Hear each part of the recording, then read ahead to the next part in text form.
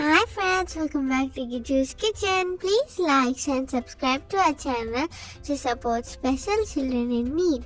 Your views are more valuable for us. Today let's see how to make அரிசி பருப்பு பாயசம்.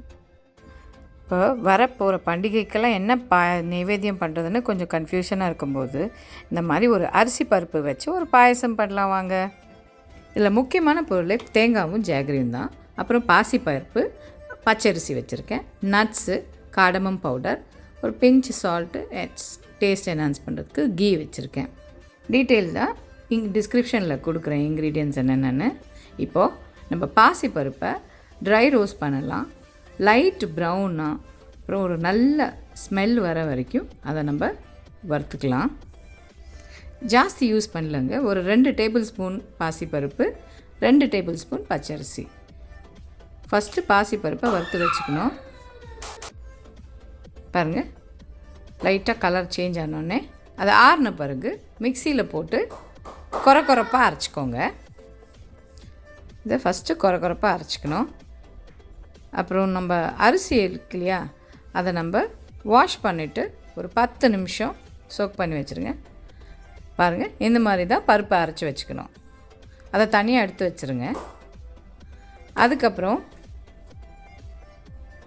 அரிசி, தேங்காய், இது கொஞ்சமாக உப்பு போட்டு இதை நம்ம ஒரு தண்ணி ஊற்றி அரைச்சி எடுத்துக்கலாம். இது நல்லா அரைச்சிக்கோங்க. ஃபஸ்ட்டு பல்ஸ் போட்டுட்டு அதுக்கப்புறமா மசிஞ்ச பிறகு தண்ணி ஊற்றி அரைச்சிக்கோங்க.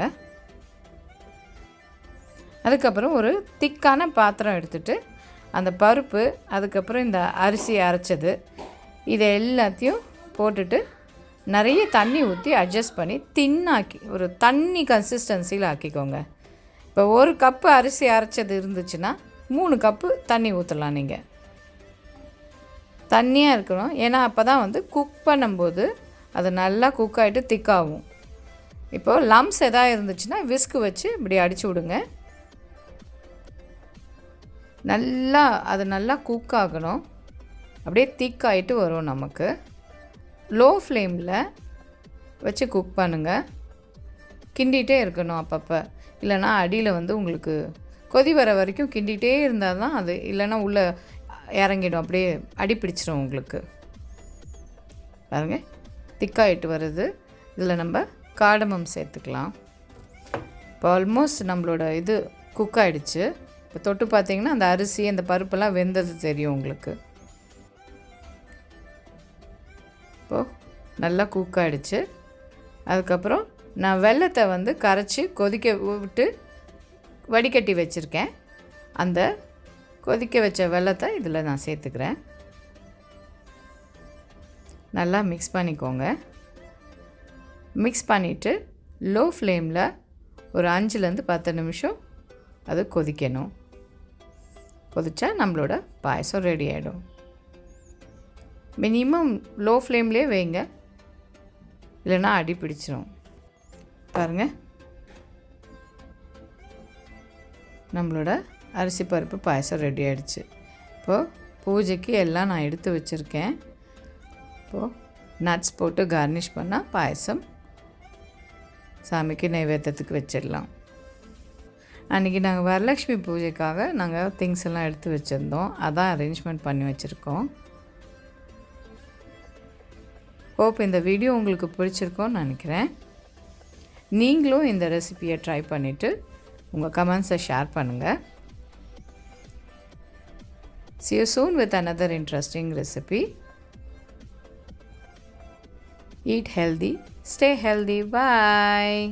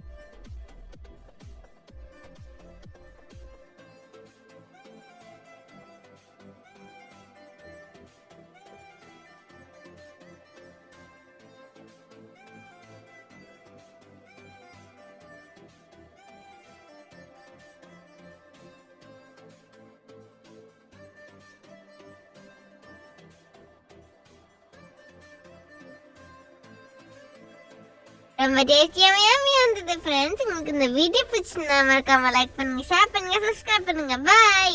Stay healthy. Bye.